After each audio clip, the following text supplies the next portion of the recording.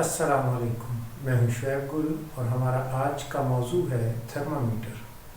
Thermometer ایک ایسی device ہے جس کے ذریعے ہم کسی شے کا درجہ حرارت یا ٹیمپریچر ماپتے ہیں۔ تھرمامیٹر شیشے کی نلی کا بنا ہوا ہوتا ہے۔ شیشے کی نلی ایسی ہے کہ جس کے اندر ہول یا بور ایک یونیفارم سائز کا ہوتا ہے۔ اس تھرمامیٹر کے اندر پارا یا الکوہل بھرا ہوا ہوتا ہے اور اس کے اوپر درجے کندہ کیے ہوئے ہوتے ہیں۔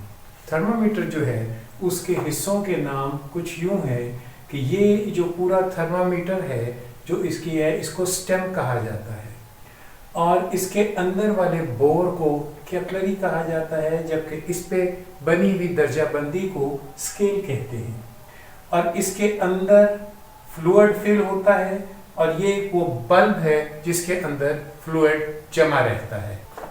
اس تھرمامیٹر میں بھرے جانے والے پارا یا مرکری یا پھر الکوہل، ان دونوں کی یہ خصوصیت ہے کہ جب ان کو تھوڑی سی حرارت ملتی ہے تو یہ قابل ذکر حد تک پھیلتے ہیں، نوٹسیبل پھیلتے ہیں۔ جب ان کو ٹھنڈا کیا جاتا ہے یا حرارت کی کمی ہوتی ہے تو یہ سکڑتے ہیں۔ پھیلنے کی صورت میں یہ اس بور میں اوپر کی طرف جاتے ہیں اور سکڑنے کی صورت میں یہ بلب میں جمع ہوتے ہیں۔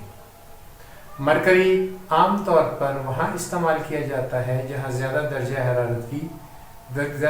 حرارت کو ماپنے کی ضرورت ہو، اور الکوہل عام طور پر وہاں استعمال کیا جاتا ہے جہاں ہمیں لو ٹیمپریچر کی ضرورت ہو۔ ریفریجریشن ایئر کنڈیشننگ میں زیادہ تر استعمال ہونے والا تھرمامیٹر الکوہل تھرمامیٹر ہوتا ہے۔ تھرمامیٹر کی شیشے کی یہ خاصیت ہوتی ہے کہ یہ شیشہ حرارت کے اثر سے بہت کم پھیلتا ہے، اس وجہ سے ہمیں اسٹیبل ریڈنگ ملتی ہے۔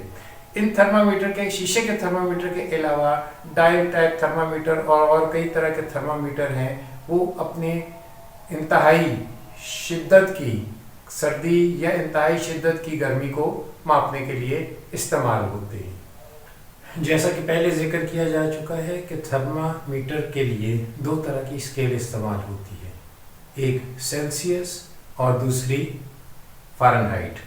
بعض اوقات تھرمامیٹر ایک ہی اسکیل کا ہوتا ہے، سیلسیس کا یا فارنہائٹ کا، اور بعض اوقات اس میں دونوں درجہ حرارت مینشن کیے جاتے ہیں۔